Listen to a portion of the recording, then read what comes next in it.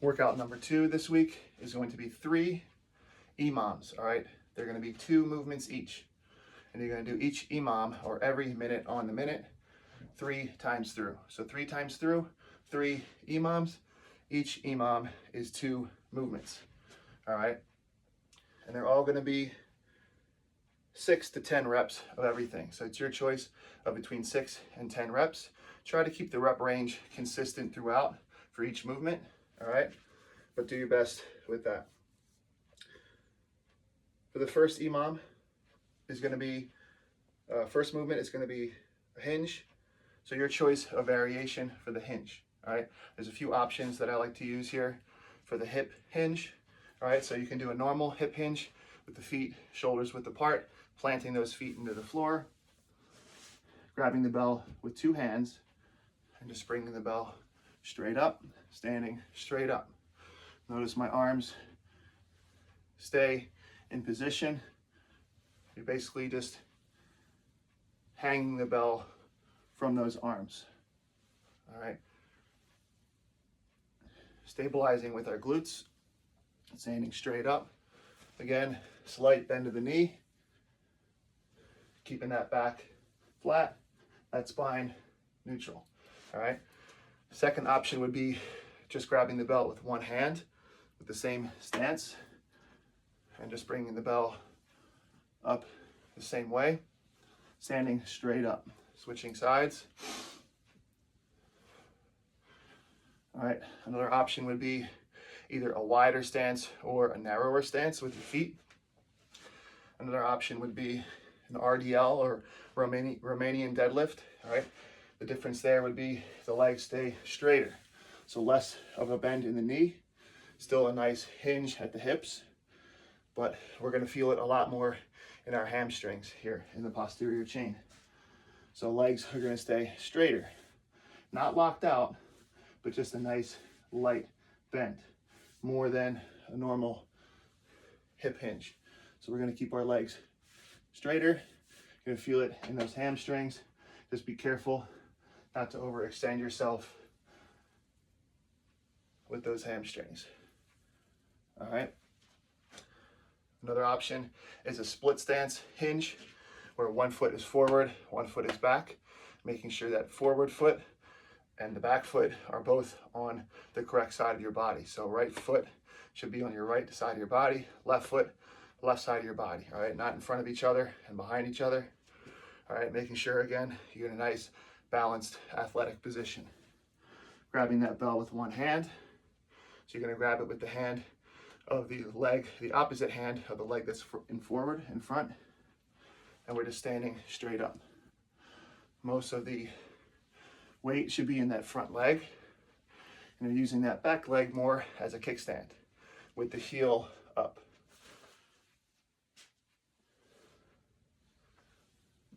Keeping those hips nice and square, facing forward the whole time. All right, so that's the hinge, your choice of variation. The second movement in this first EMOM is a bent over row. All right, so you're gonna use 1 arm at a time. You're gonna get into a split stance position. You're gonna make your trunk or your upper body somewhat horizontal, all right? So we're gonna hinge at the hips. Our chest should be down, all right? And our back should be flat, spine neutral. So we're grabbing a bell with 1 hand, 1 arm, and just pulling that bell out of the floor, out of the ground, and bringing that elbow straight up. That bell and that arm should be close to your side. Just bringing that bell out of the floor. All right, bring that elbow nice and high. You can even rotate your shoulders a bit on this to get more of your body into it, and really controlling that bell going back down. If you want, you can lean onto something with the other arm that you're not using with the bell. You can lean on a table, a chair, all right, as long as it's something stable and you're not reaching too high or too low, all right? So that'll help you just focus on that movement instead of stabilizing and trying to keep your balance. And of course, you want to switch sides. Again, getting that elbow nice and high. Trying to work full range of motion. All right, so big movements from the bottom to the top. Try to get that elbow nice and high. That bell and that arm should stay close to your body. And controlling when that bell is going down. All right, second EMOM is going to be a halo into a squat. So a combination here. You're going to grab the bell by the horns. I like to do the halo with the bell upside down like this. I feel like you get more of a stretch on especially on the back side. So for the halo, bringing the bell around the head one way, and then the same thing going back the other way, trying to get that bell around the head, nice and slow. After you do 1 rep each way, you're going to do a squat. Bringing it around, nice and slow and controlled. After you come back around, a squat. All right. So 1 rep would be a halo each way and then a squat. All right, do your best with that. The second movement on the second EMOM is going to be a suitcase march or a side bend. So your choice of a suitcase march or a side bend. With a suitcase march, we're standing in a nice straight position, standing up nice and tall, planting those feet into the floor. The bell, you're holding it at your side, arm extended, and the bell just stays there. All right, so you're alternating legs coming up. So thinking knee up, toe up, or knees up, toes up. Nice and slow and controlled, focusing on balance and stability through your core. Using this the other arm that you're not holding the bell with, just as a balance. So you can hold it, put it wherever you like. Making sure you're switching sides. Knees up, toes up, keeping that trunk nice and vertical all the way through.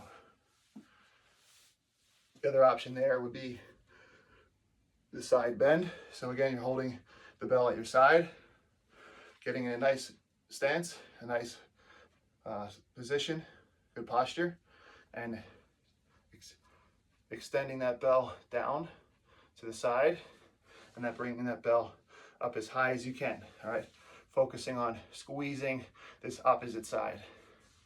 So it's a combination of good stability throughout the core and squeezing when you're coming up.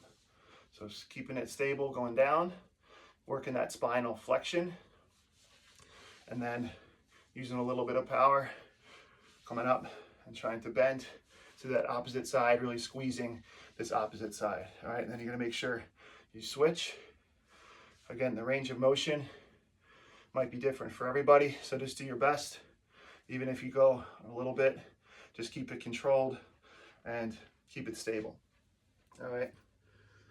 The third EMOM is going to be a seesaw or a reverse lunge. So your choice of a seesaw lunge or a reverse lunge or stepping back lunge. All right.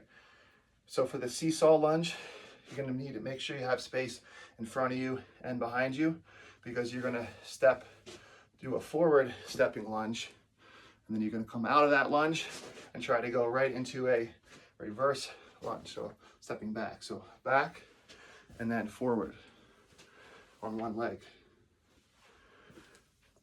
And then making sure you're switching sides. All right. So now this leg is planted to the floor and seesawing with this other leg, my left leg.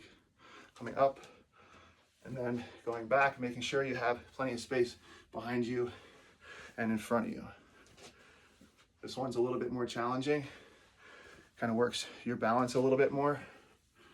All right, do your best with that if you do choose that. Making sure you're keeping that trunk nice and upright and vertical. All right, so the other option is just going to be a reverse lunge. So you're stepping back into a lunge, trying your best to get that back knee down, close to the floor. All right, standing back up and then going again. Or you can do alternating left and right. That's up to you. Nice and controlled. Again, that trunk, upper body, nice and vertical. All right, controlling the movements. And again, do your best with the range of motion. So if you can only step back, get that knee down a little bit, that's okay. Anything is better than nothing. But try each week, if you end up doing lunges, try to progress and get that range of motion a little bit bigger, a little bit more each week. All right, trying to get that knee a little lower each week. All right. And the second movement of the third EMOM is going to be a dig and chop or a trunk twist. So again, your choice of two options here, a dig and chop. You can do this standing up or you can do it kneeling down. All right. If you're going to do it kneeling down, I would suggest having one leg up or one knee up and one knee down. All right. So if you're doing it kneeling down, you're going to hold the bell by the horns right here. You're going to start off with that bell at the opposite hip of that front knee. All right. So opposite side, right next to the hip, and you're going to bring it across your body and up to above that opposite shoulder.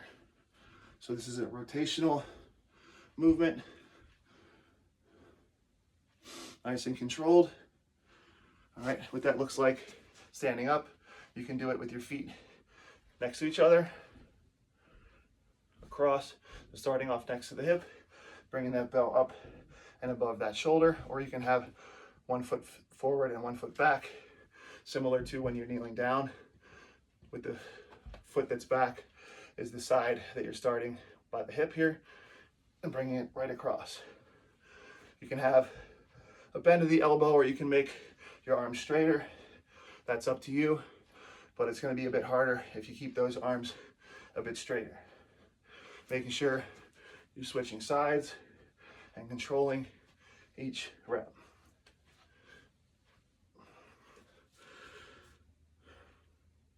All right. And the last option for that second movement of the third EMOM is going to be a trunk twist. So we're going to be standing, feet planted into the floor, bell in a front rack position. So holding the bell by the horns, and you're just rotating or twisting your body, your shoulders from one side to the other. Feet stay planted into the floor, squeezing those belly muscles, doing it nice and slowly and controlled. Trying to get that bell from one side to the other, all right? Again, for the EMOM, you have 3 EMOMs, 2 movements each, and you're starting each movement at the top of every minute. All right, so 6 to 10 reps, your choice. After you've done those reps, you use the rest of that minute as rest, okay? And you start at the top of every minute. After each EMOM, if you want to take a short rest, 1 to 2 minutes, that's okay to kind of reset and know what movements you're going to do for those EMOMs. All right, so 3 EMOMs, 3 times through. All right, that's going to be workout number 2.